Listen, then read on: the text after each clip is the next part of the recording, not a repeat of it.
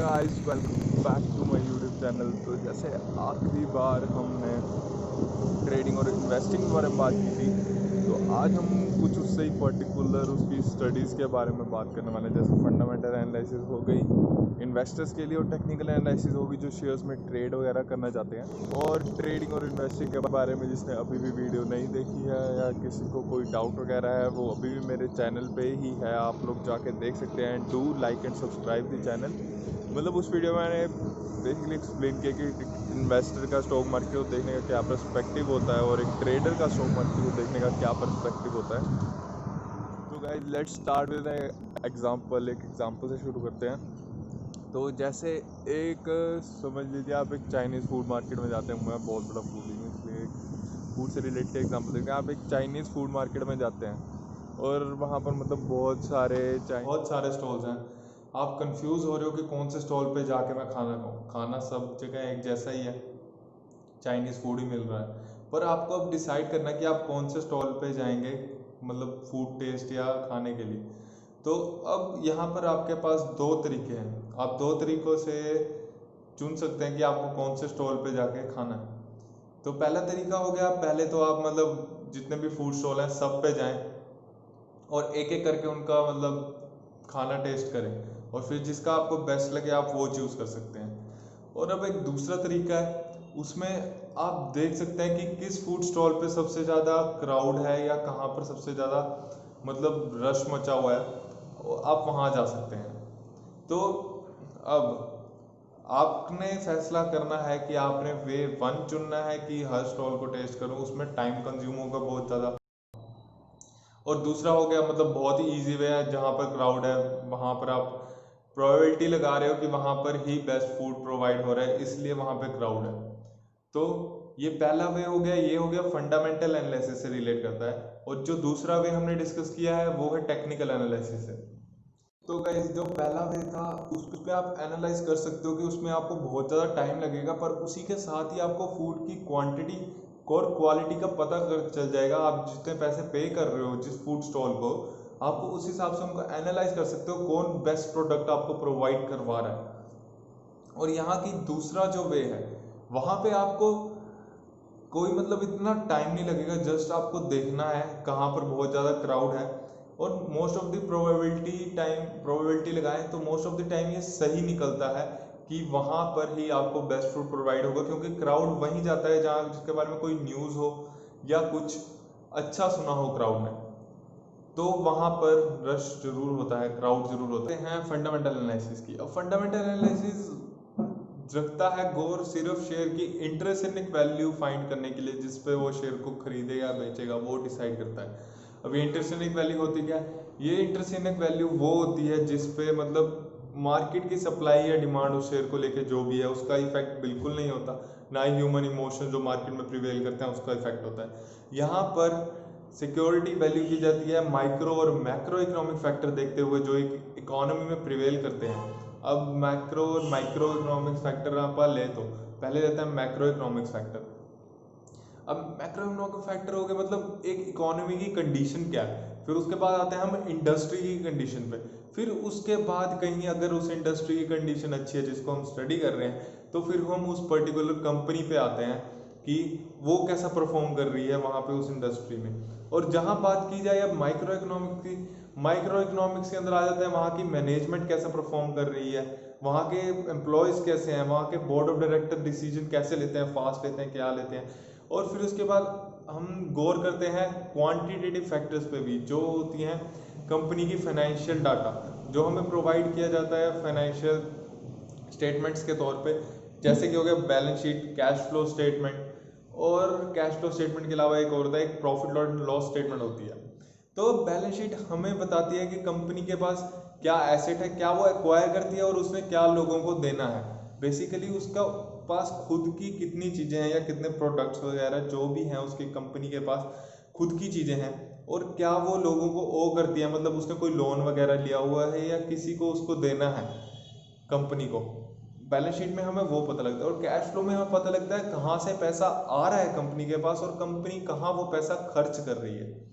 और आगे हम बात करते हैं प्रॉफिट एंड लॉस स्टेटमेंट की, कि कंपनी जो प्रोडक्ट बना रही है उसमें कंपनी को कुछ फायदा हो भी रहा है कि नहीं, कि खाली वो प्रोडक्ट बना रही है उसी पे ही बेच दिया और लॉस में जा रही है। मतलब वो रिफ्लेक्ट बैलेंस शीट में नहीं होगा, क्योंकि वो आराम से लॉस में जाएगी और एक टाइम ऐसा आएगा कंपनी अफोर्ड ही नहीं कर पाएगी वो प्रोडक्ट डालना एंड कंपनी बंद हो जाएगी। तो कुछ ऐसा कॉम्प्लिकेटेड वे होता है फंडामेंटल एनालिसिस में एक सिक्योरिटी या एक कंपनी के शेयर को स्टडी करने का। तो अब एंड गाइस, अब जो दूसरा था टेक्निकल एनालिसिस के बारे में बात करते हैं। अब टेक्निकल एनालिसिस में बेसिकली आपको कुछ नहीं देखना था, आपको सिर्फ मार्केट में जाके स्टॉक चार्ट्स वगैरह जो डेली के होते हैं, प्राइस मूवमेंट स्टॉक्स वगैरह की, वो स्टडी करने पड़ते हैं और ढूंढना पड़ता है कहाँ पे सबसे ज़्यादा प्राइस मूवमेंट हो रही है और कहाँ पे वॉल्यूम है। अब वॉल्यूम को मैं एक्सप्लेन करूँ, कहाँ पे मतलब लोग सबसे ज़्यादा कॉन्सेंट्रेट कर रहे हैं या कौन से स्टॉक प्राइस में सबसे ज़्यादा लोग ट्रेड कर रहे हैं, कौन से स्टॉक में सबसे ज़्यादा लोग ट्रेड कर रहे हैं। अब आपको वहाँ पे सिर्फ यही दो चीज़ें एनालाइज करनी होती हैं और इन्हीं बेसिस पे अलग अलग पैटर्न फॉर्म होते हैं स्टॉक मार्केट में। जो स्टॉक चार्ट आप एनालाइज करेंगे उसमें अलग अलग टाइप के पैटर्न फॉर्म होते हैं और आपको वही पकड़ने होते हैं। अब यहाँ पर प्रोबेबिलिटी मतलब आपके ठीक होने की ज़्यादा होती है आपके गलत होने से, और हम यही कोशिश करते हैं टेक्निकल एनालिसिस में कि आपकी मतलब प्रोबेबिलिटी हाई हो। जो आपने प्रिडिक्ट कर रहे हो किन बेसिस पे कर रहे हो वो बेस आपको पता होना चाहिए। स्टॉक मार्केट में आप ऐसे बिल्कुल ट्रेड नहीं कर सकते कि मुझे लग रहा है ये सिक्योरिटी ऊपर जाएगी इसलिए मैं ये खरीद लेता हूँ, या मुझे लग रहा है ये सिक्योरिटी नीचे जाएगी इसलिए मैं बेच देता हूँ। कभी भी इन चीज़ों पे ट्रेड मत करना, ये लेस देन गैम्बलिंग नहीं होगा। ये मतलब आप सीधा सा गैम्बल ही खेल रहे हो स्टॉक मार्केट में आके, आपको उसके बारे में कुछ पता नहीं है कंपनी के बारे में, बस आप सीधा आके मुझे लग रहा है ये सिक्योरिटी ऊपर जाएगी या ये। कभी भी सिक्योरिटी ऊपर या नीचे, इस चीज़ को आप न्यूटन के लॉ ऑफ मोशन से रिलेट कर सकते हो। जैसे कि उसने एक अपने लॉ में कहा है कि एक बॉडी तब तक मोशन में रहती है जब तक उसके ऊपर कोई अपोजिट फोर्स वगैरह नहीं लगता। तो यहाँ पर बॉडी आप कह सकते हैं मोशन में, शेयर का प्राइस एंड अपोजिट फोर्स को हम रिलेट कर सकते हैं। कोई भी मार्केट में न्यूज़ आ जाती है उस कंपनी के बारे में नेगेटिव कोई भी या अच्छी आ जाती है, या कंपनी के क्वार्टरली रिजल्ट्स वगैरह ठीक नहीं आते, या कंपनी की फाइनेंशियल हेल्थ कुछ अच्छी नहीं है, कंपनी मतलब अपनी एसेट सेल ऑफ कर रही है, तो उसकी वजह से थोड़ा मार्केट में ह्यूमन इमोशन प्ले करते हैं एंड वही आप अपोजिट फोर्स कह सकते हैं जिसके कारण कंपनी के चढ़ते हुए शेयर्स के प्राइस वो नीचे गिरना शुरू हो जाते हैं। तो याद रखें, कभी भी अपनी इंट्यूशंस या ऐसे ही मतलब किसी ने कह दिया उसके ऊपर कभी भी कोई शेयर या वगैरह ट्रेड ना करें, शेयर्स वगैरह ट्रेड ना करें। तो अब फंडामेंटल एनालिसिस और टेक्निकल एनालिसिस दोनों का ही एक ही मोटिव है कि वो आने वाले स्टॉक प्राइसेस प्रिडिक्ट कर पाए भाई, मतलब वो ऊपर जाएंगे या नीचे जाएंगे और हम उसी हिसाब पे उनके ट्रेड कर पाए, उनको ले पाए। तो दोनों ही वेज ठीक हैं, पर आपको डिसाइड करना है आपको कौन सा चुनना है। मोस्ट ऑफ दी सोचेंगे कि टेक्निकल एनालिसिस चुने, एंड बनता भी है, वो इजी वे है एंड स्किल्स उसमें भी चाहिए, पर उसको इनहेरिट करने के लिए आपको कोई प्रायर नॉलेज नहीं चाहिए। यहाँ की फंडामेंटल एनालिसिस में आपको प्रायर नॉलेज चाहिए होती है उस चीज़ के बारे में। आपको जैसे बैलेंस शीट वगैरह, cash flow statement and all study करना पड़ता है, उसके लिए आपको अकाउंट्स वगैरह अच्छे से आने चाहिए, कॉमर्स बैकग्राउंड होना चाहिए। पर टेक्निकल एनालिसिस में इससे कोई मतलब नहीं है कि आपने पीछे अपने मतलब प्लस टू में क्या पढ़ा है, कॉलेज में क्या पढ़ा, उससे कोई मतलब नहीं है। नॉलेज टेक्निकल एनालिसिस की बहुत ज़रूरी है। अगर आप ऐसे ही करने लगे मतलब दो तीन चीज़ें जान के ट्रेड करने लगे तो मोस्ट प्रोबेबली मेरी तरह एंड करेंगे, जो मैंने स्टार्टिंग में किए थे लॉसेस वगैरह वो एंड करेंगे। पर मैं कोशिश करूँगा कि जो गलतियाँ मैंने की वो आपको बता पाऊँ और शायद आप उससे सीख के उन सब गलतियों से बच सकें, आपके लॉसेस वगैरह ना हो। तो गाइस आज के लिए इतना काफ़ी है, और अगर किसी ने ट्रेडिंग या इन्वेस्टिंग में अभी भी कंफ्यूज है तो वो हमारी पिछली वीडियो जाके देख सकता है, जो मैंने इसी पे बनाई थी कि उसको क्या ऑप्ट करना है अपने फ्यूचर के लिए। वेल्थ क्रिएशन हर किसी को करनी है, दोनों से ही होगी। आप ट्रेडिंग आप भले फाइनेंशियल एनालिसिस करके ट्रेडिंग करें या शेयर्स में, या टेक्निकल एनालिसिस करके, वेल्थ क्रिएशन दोनों से ही होगी।